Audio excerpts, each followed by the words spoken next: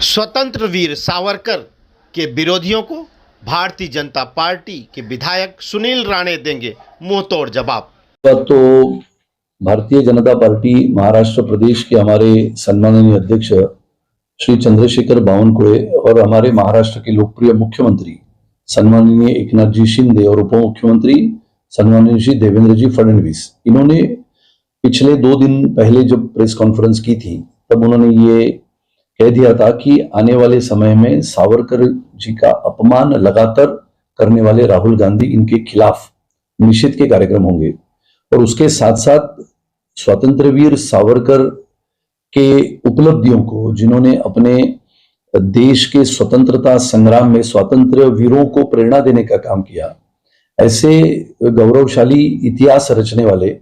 स्वतंत्र वीर सावरकर के सम्मान में एक गौरव यात्रा निकाली जाएगी पूरे महाराष्ट्र में।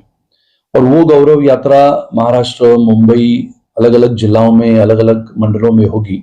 और उसका सबसे पहला मुंबई का कार्यक्रम आज बोरिवली विधानसभा में शाम को 6 बजे हो रहा है। और ये मैं इसके लिए जाहिर करता हूं कि आज मुंबई शहर में और पूरे महाराष्ट्र में नहीं बल्कि पूरे देश भर में जिस प्रकार के वक्तव्य राहुल गांधी ने किए थे और जहां जहां पे वो सांसद इस नाते जाते थे, चाहे वो भारत जोड़ो यात्रा हो या फिर 2022 का वो उल्लेख हो, तो हर जगह पे उन्होंने सावरकर जी का अपमान किया। हालांकि राजनीति में हमने लगातार ये बातें देखी है कि कांग्रेस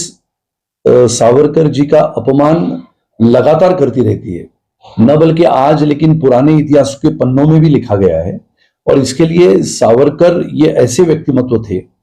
जिन्होंने रण संग्राम में, स्वतंत्रता के संग्राम में जब कैद होने के पश्चात, यानी विचार करो 50 वर्ष की काले पानी की सजा सुनाने के बाद भी, कोलू से उनको बांध के कोलू से तेल निकालने के बाद भी,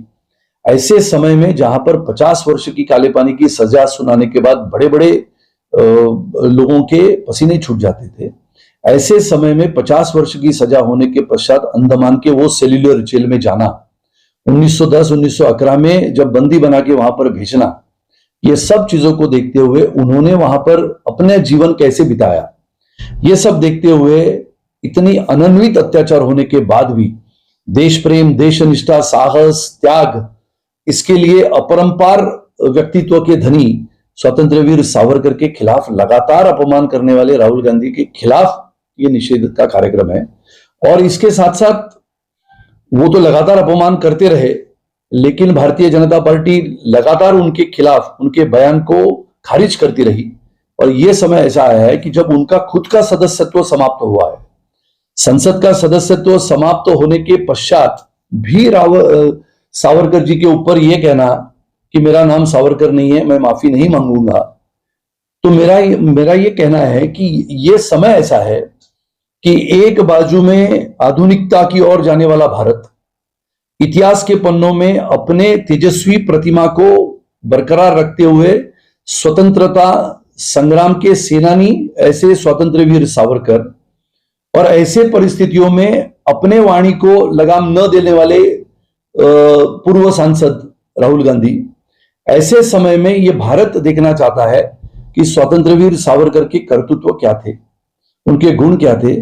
उनकी निस्सीम देशभक्ति क्या थी। और इसके लिए आज का ये कार्यक्रम बोरिवली में है, जिसकी शुरुआत मुंबई भारतीय जनता पार्टी की ओर से हो रही है। इसके लिए मैं सबको, देशभक्त देशप्रेमी नागरिकों को आज के इस बड़े विशाल ऐसी यात्रा में सम्मिलित होने की निमंत्रण देता हूं। लेकिन बीजेपी के बारे में कांग्रेस जो बोल रही है वो कांग्रेस बौखला गई है। आप सबको याद होगा, अगर किसी सांसद को या किसी लोक प्रतिनिधि को 2 साल की सजा अगर हाईकोर्ट में या कोर्ट में सुनाई जाती है तो उसका सदस्यत्व अपात्र हो जाता है या सदस्यत्व रद्द हो जाता है। इसके लिए आप सबको याद होगा 2013 में जब तत्कालीन प्रधानमंत्री श्री मनमोहन सिंह जी के नेतृत्व में जब सरकार थी, तभी एक अध्यादेश आया था, साधारण 2013 की बात है, जिसको वटहुकुम कहते हैं। उस वटहुकुम की, अध्यादेश की होली या फाड़ने का कार्यक्रम किसने किया था? तो इन्हीं ने किया था, राहुल गांधी जी ने। तो इन्होंने वो कार्यक्रम करने के बाद अगर वो वटहुकुम वहां पर मान्य हो जाता, तो मान्य होने के बाद उसमें जो प्रावधान था कि कोई भी जनप्रतिनिधि ऐसे मामलों में फंस जाता है, कोर्ट की सजा होती है और कोर्ट की सजा होने के बाद उसका संसद या विधानसभा हो या और कहीं पर हो सदस्यत्व अपात्र होता है, तो उसको 3 महीने का समय मिलता है ताकि वो सुप्रीम कोर्ट में जाए, ताकि वो उच्च न्यायालय में जाए और वहां पर अपनी दलील वहां पर अर्जी दे कि मेरे हाथों से ये हुआ था, या मैं माफी मांगना चाहता हूं, या फिर आगे चल के इन कागजों के प्रति अगर हम ध्यान दें तो ये पता लगता था कि 3 महीनों का प्रावधान था, लेकिन ये 3